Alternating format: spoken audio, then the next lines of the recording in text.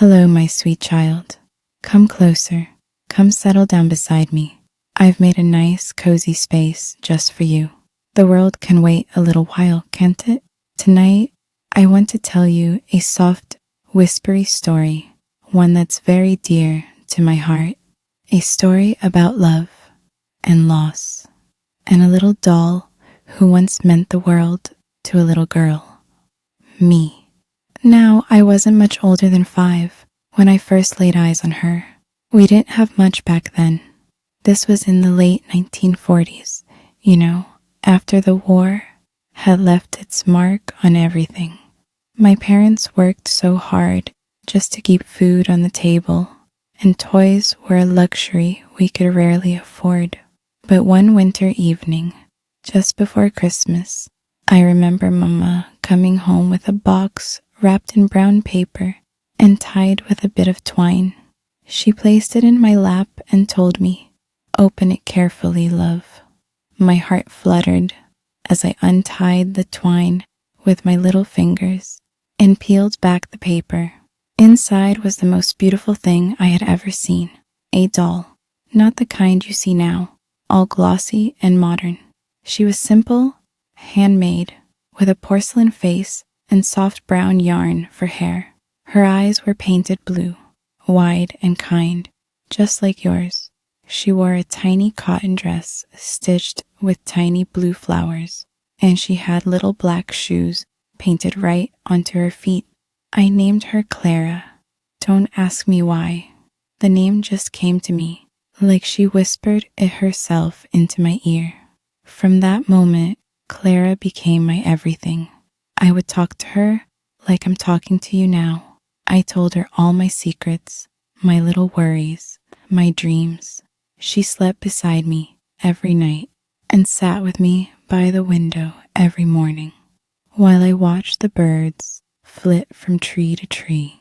My darling, there's a kind of magic in the things we love when we're young.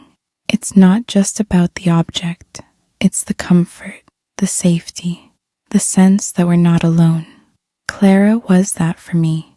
She was steady, constant, and quiet, always listening, never judging. As I grew, I carried her with me through every season. When I started school and was scared to leave home, I tucked her in my satchel. When I caught a terrible fever one winter, I clutched her tight in bed and imagined she was keeping me safe. And when Papa lost his job and the house was quieter and sadder than usual, Clara was my anchor. But as all things go, we change. I got older, taller, busier. My days were filled with chores, studies, and eventually the excitement of teenage life. Clara stayed behind on the shelf, waiting patiently, never complaining. And I forgot to pick her up some days. Then one day, I came home to find her gone. We had moved to a smaller home. The landlord had asked us to leave, and we had to pack quickly.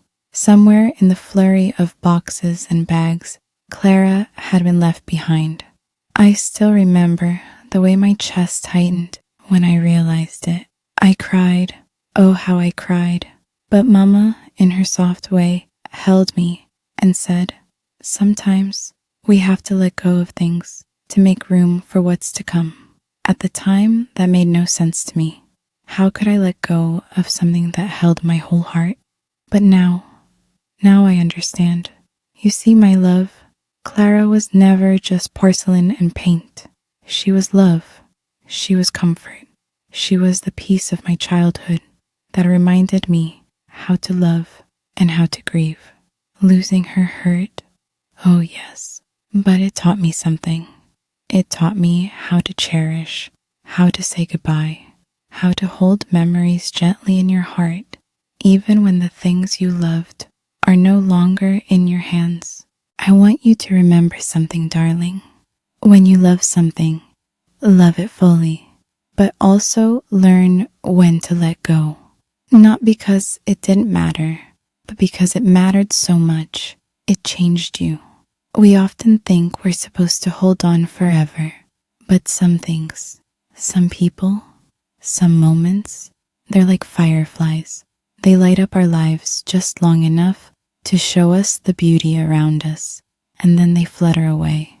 That's not loss, sweetheart. That's life. Now I keep Clara in my heart. I see her when I see kindness in others. I feel her presence when I'm holding a grandbaby close, or when I'm whispering soft stories like this one to a child I love so much, just like you. Isn't it funny how love never really goes away?